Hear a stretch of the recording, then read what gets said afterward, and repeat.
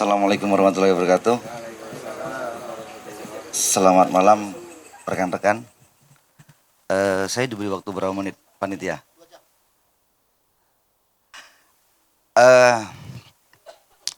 Omong kosong apa yang sedang kita rayakan ini? Dan kebudayaan apa yang sedang kita perjuangkan? Saya tidak tahu apakah ini bentuk dari sebuah orasi budaya atau sebuah apologi atau sebuah kesaksian. Saya tidak tahu. 2012 tadi disinggung oleh Bang Goto. Dan saya tidak menamai apapun terhadap orasi ini. Tapi ketika diskusi tadi terjadi, mungkin saya sebut judulnya adalah kesaksian dalam perayaan 1 dekade jejak imaji. Sebuah kehormatan ya, Bang Goto hadir, Kak Mutia Sukma hadir, kemudian Mahawi Air Tawar hadir secara teks, kemudian Komang Ira hadir secara bangunan artistik dalam sebuah pameran. Kenapa nama-nama ini perlu saya sebut di dalam orasi saya? Spirit lahirnya Jejak Imaji itu terinspirasi oleh apa yang mereka lakukan di Rumah Lebah. Apa yang mereka lakukan, karena sebelum saya menulis mereka sudah dimuat di Kompas, di beberapa media. Tepuk tangan untuk senior-senior kita yang menjadi inspirasi. 2012 itu menjadi penting, penanda, karena Jejak Imaji itu memang tidak ada. Ini adalah kegelisahan teman-teman di sebuah kos kecil bernama Lawang Abang. Sebuah perlawanan terhadap ketololan kampus yang tidak mengakomodasi gerakan-gerakan intelektualitas. Dan kemarahan saya dan teman-teman terhadap kemalasan dan kebodohan mahasiswa yang sudah mengambil jurusan bahasa dan sastra Indonesia, tidak membaca buku sastra, tidak belajar pendidikan, tidak menguasai linguistik, dan tidak melakukan kerja-kerja jurnalistik. Di waktu yang bersamaan, universitas yang luar biasa di Yogyakarta, menurut saya tidak menjalankan praktik fundamental bernama Tridharma Perguruan Tinggi. Pembelajaran, penelitian, pengabdian. Dan saya melihat bangunan kampus yang semakin mewah, ruangan yang semakin besar, banyaknya mahasiswa yang datang ke Yogyakarta dengan segala ketidaklogikaannya dan tidak punya pemahaman dan kesadaran tentang kemahasiswaan mereka secara harfiah. Itulah yang kami lawan dengan sebuah gerakan kecil di sebuah kamar di kos Lawang Abang. Seperti malam hari ini misalnya, bagaimana suara-suara muncul di tengah sebuah perayaan. Saya tidak tahu ketololan apa yang mereka lakukan. Ada interaksi intelektualitas yang kita bangun di sini. Ada sebuah kerja intelektual yang dipersiapkan, ada effort yang dikeluarkan. Tapi bunyi-bunyian itu masih hadir. Mereka seperti binatang yang kudengar di sebelah kiri, jangkrik berbunyi. Mereka wajar tidak bisa berhenti karena mereka tidak punya akal untuk berpikir. Tapi manusia-manusia mahasiswa ini di tahun 2012 itu tidak melakukan praktik-praktik intelektualitas. Makanya gerakan diskusi di Lawang Abang kami lakukan. Saya perlu berterima kasih kepada beberapa nama yang sebenarnya sudah saya minta kepada panitia, tolong hadirkan orang-orang itu. 2012, setelah kegelisahan-kegelisahan ini dilakukan, saya melakukan beberapa kerja-kerja kebudayaan dengan teman-teman. Ada Aditya Dwi Yoga, ada Panji Punandaru, ada Enggar Kojiwanto, ada Anggate Sanjaya, ada Ari Nugraha belakangan, ada Widi, ada beberapa orang. Setelah membaca suntuk, pertanyaannya, Bang, bosan, udah kita jalan. Pertanyaannya, apa manfaatnya? Lalu Bintang nanya, Bang, manfaatnya apa kita ngumpul-ngumpul ini? Saya perlu membuktikan itu, maka kita melakukan kerja intelektual ini, ya kita harus terlibat dalam ekosistem pendidikan bahasa dan sastra Indonesia. Maka saya mengirimkanlah, karena geliat sastra pada saat itu, media atau bernama koran itu menjadi betul-betul penting, transito kita. Jangan nulis buku dulu kalau belum dimuat. Dan jangan bangga dengan pemuatan karya kalau cuma satu. Lalu karya itu saya kirimlah ke koran Merapi. Nah, nama Mas Ismet perlu saya sampaikan di sini sebagai sebuah kesaksian.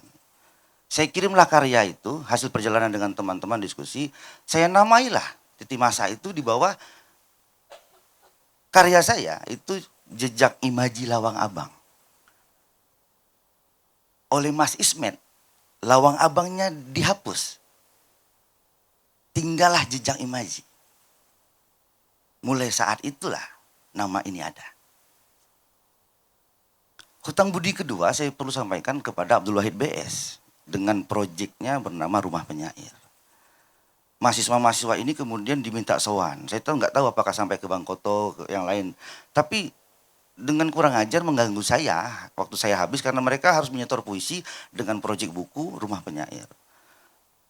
Dilalah kemudian mereka punya ikatan emosional dan melakukan kerja intelektual ini terus-menerus, dan semakin ramailah yang tadi awalnya beberapa orang, muncullah beberapa orang lagi. Nah, tadi Bang Kotos juga sampaikan, memang Jejak Imaji bukan rumah. Makanya namanya Jejak Imaji. Jejak Imaji adalah sebuah perjalanan dan pemberontakan. Bagi saya Jejak Imaji itu adalah terminal. Dan teman-teman generasi awal sepakat bahwa Jejak Imaji itu terminal. You datang dari mana saja silakan. Mau kemana? Bisnya ada. Mau jadi cerpenis itu bis cerpen ada. Bis esai, bis musik puisi. Yang pada saat itu komunitas sastra di Jogja tidak melakukan itu. Sehingga saya juga tidak tahu kenapa kampus-kampus yang angkuh itu dengan jurusan pendidikan bahasa dan sastra Indonesia, dengan jurusan sastra Indonesia tidak melahirkan penulis sastra. Sampai hari ini kayaknya. Bagi saya itu adalah ketololan tingkat dewa yang harus dilawan. Jejak Imaji dalam spirit itu.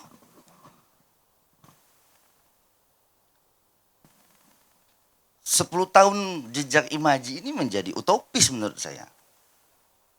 Kalau apa yang diinginkan seperti apa yang disampaikan oleh Jamie. Jejak Imaji itu ya udah pergerakan aja. Yang kami lakukan adalah mengimplementasi Tridharma perguruan tinggi. Tanggung jawab moral saya sebagai dosen tidak tetap di beberapa universitas pada saat itu. Kamu udah datang ke Jogja, ngabisin uang orang tua, yang kamu kerjakan tidak berguna, lalu kau dengan bangga pulang ke kampung membawa titel.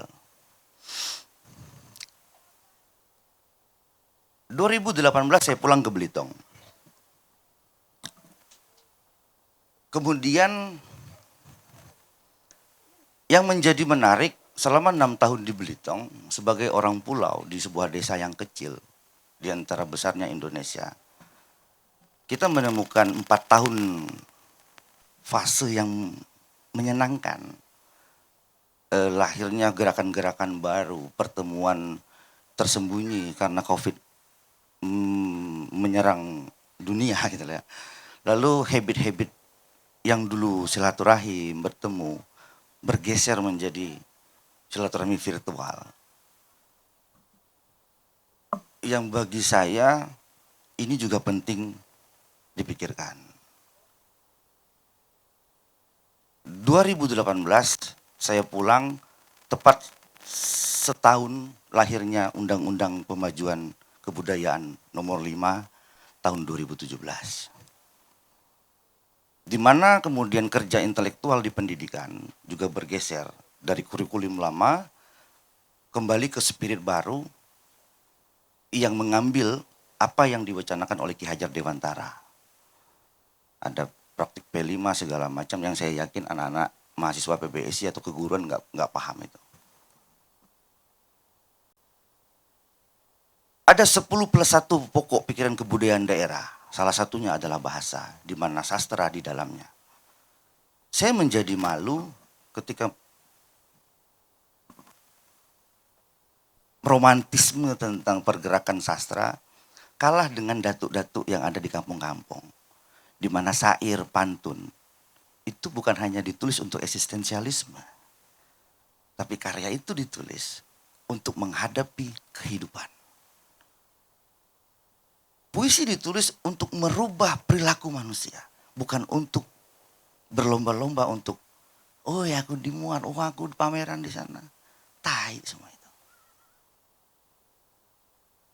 Yang saya maksud adalah kita melupakan DNA kebudayaan kita sebagai sebuah bangsa yang bersuku-suku dengan ratusan keragaman budaya.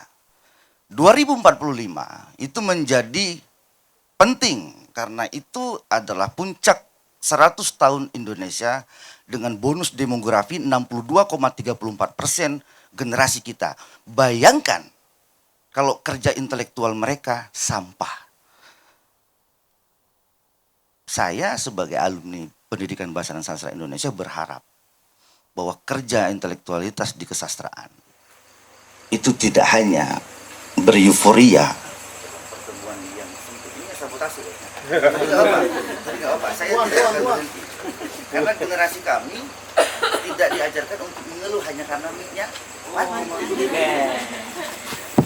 Saya kira kami tidak perlu gentar hanya karena mic mati. Karena mentalitas kami dibentuk tidak dengan itu. Kami tidak mau cengeng. Kami tidak mau patah hati lalu gantung diri. Dan kami tidak berharap bahwa dengan menulis puisi kami dapat istri. Itu ketololan tingkat dewa menurut saya. Tapi kerja menulis sastra itu adalah kerja masuk ke dalam diri yang secara kontemplasi bertanggung jawab secara moral untuk peradaban manusia. Kalau teman-teman sastra, teman-teman pendidikan atau mahasiswa terjebak dalam dikotomi bahwa mereka adalah mahasiswa tapi otaknya kosong, maka kemajuan kebudayaan kita akan menjadi sampah. Euforia semacam ini menjadi penting kalau memiliki sustainability, keberlanjutan dalam kehidupan sosial kita. Dalam kehidupan sosial politik, sosial ekonomi, sosial budaya, seperti yang diwariskan oleh karya-karya sastra luhur kita. Abad 16, abad 17, 18, sampai kemudian beberapa karya sastra kita digunakan oleh Raffles untuk menjajah bangsa ini. Lalu hanya dengan karya kita pernah dimuat di koran atau pernah dipamerkan tapi tidak merubah peradaban, lalu kita bangga. Omong kosong.